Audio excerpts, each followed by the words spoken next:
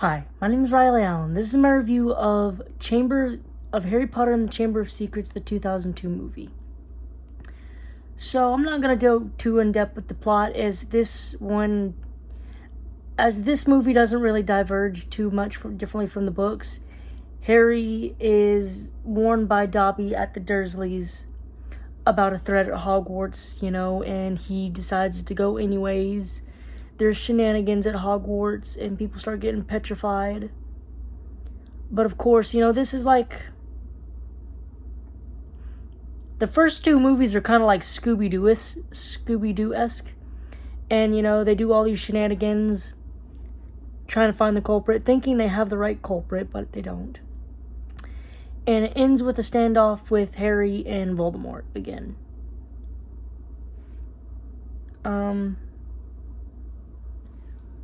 So, as I mentioned, this one pretty much doesn't diverge too much. I think the biggest thing that was cut was the Death Day party, since that was like an entire chapter. But honestly, if a chapter could get cut, it's that one. They kept the important bits.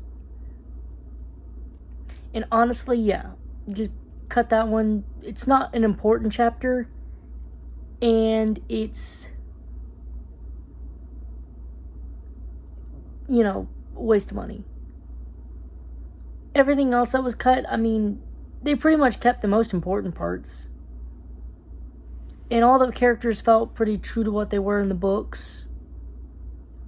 I will say this, I love the visuals. I loved seeing the burrow, as it felt like it just popped out straight from the book. Richard Harris as Dumbledore in the first two movies was the perfect Dumbledore. At least in this one. Now, people say they don't think that Richard Harris could have did the Michael Gambon range. I don't know anything about Richard Harris as an actor, so I don't know if that's true. But I do love that both Harris and Gambon brought different things to the Dumbledore role.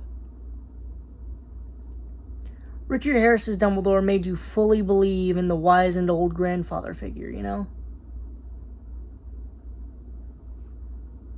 Well, Michael Gambon is, "Did you put your name in the goblet of fire, Harry Potter?" All calm, just calm, cool, collected. Never one to lose his temper, absolutely not. Anyway, I loved Daniel Radcliffe in this movie. Especially the ending with Lucius Malfoy.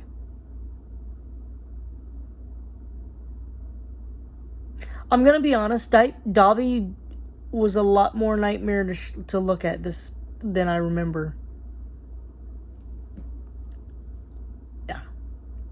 The Dursleys suck, and I don't like that they cut out most of the sucky parts of them, but I'm glad we didn't have them on my screen too long, so yeah.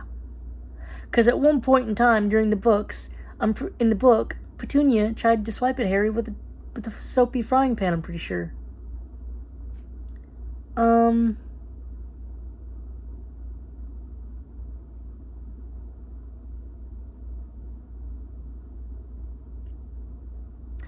don't know how I feel about Kenneth Brower, whatever his name is, being Gilderoy Lockhart.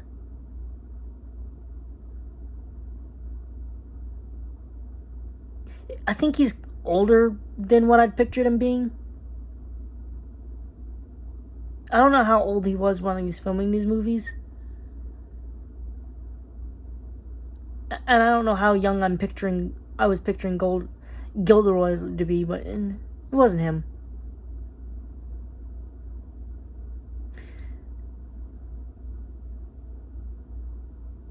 Anywho,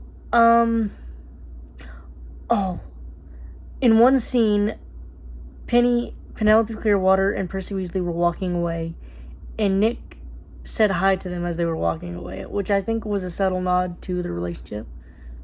Foreshadowing. That's what we call foreshadowing.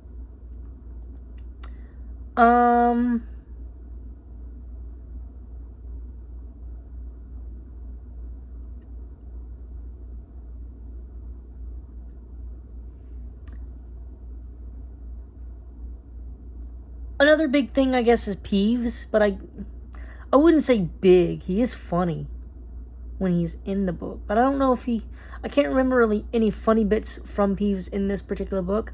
I think Peeves' best bits come from the 5th one.